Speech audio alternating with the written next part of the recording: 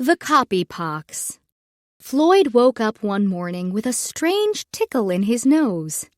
He sniffled and sniffled and sniffled some more until he felt so woozy he thought he might melt into a pile of Floyd jelly right then and there. Then Floyd felt a sneeze coming on. "Achoo!" went Floyd, sneezing right on his favorite book, Peter and the Wolf.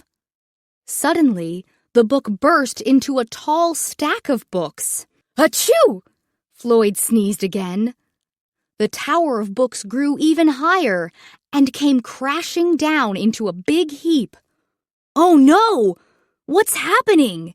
he howled. Floyd started, grabbing a tissue. "Achoo!"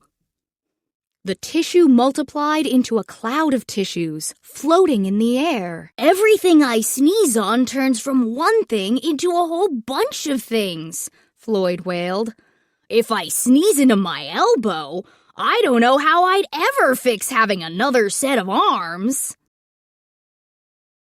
Floyd wasn't quite sure what to do, but whenever he had a cold, he walked to the store for medicine, so that's where he went. Every few steps he took down the road, he sneezed, turning a dandelion into a bouquet, a mouse into a dozen mice, an ant into an army of ants, a fly into a noisy swarm, and even a duck into a quacking flock that sent a flurry of feathers into the air. Just then, Floyd heard a familiar voice calling from above. It was Rolly, stuck high up in a tree. "Help! Help!" Rolly yelled. "Help me down!"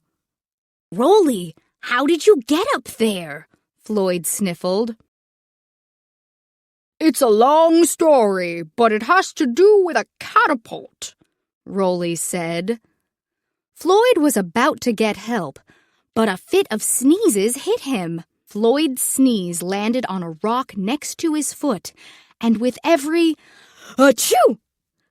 the mountain of rocks grew higher and higher. When he looked up again, he was eye to eye with Rolly. "Oh," Floyd said. "Thanks, Floyd," Rolly said. "I didn't know you could do that. Cool."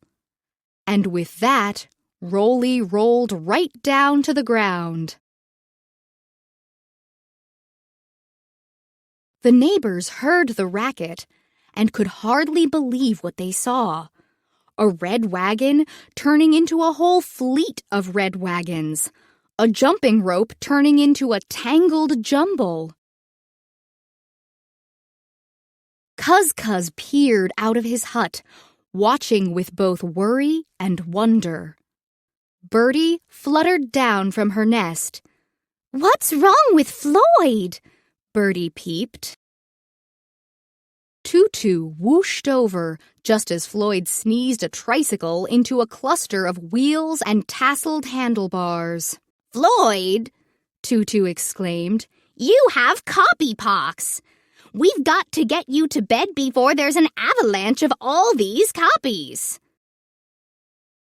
Floyd's whole company of friends came together to help him get better, making soup and fluffing his massive pillows while dodging his sneezes and trying to contain each new collection of copies.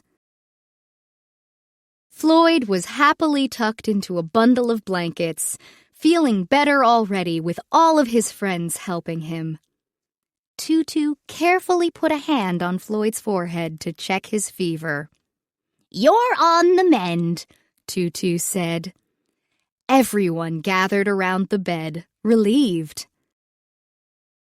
"You all are the best friends I could ever ask for," Floyd said. "I want to thank... Achoo!"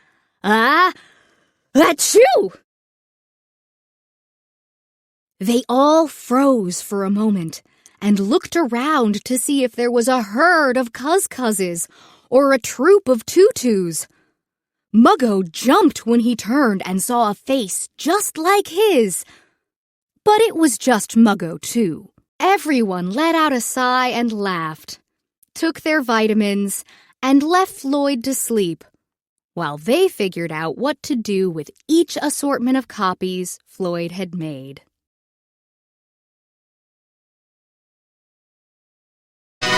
Nice!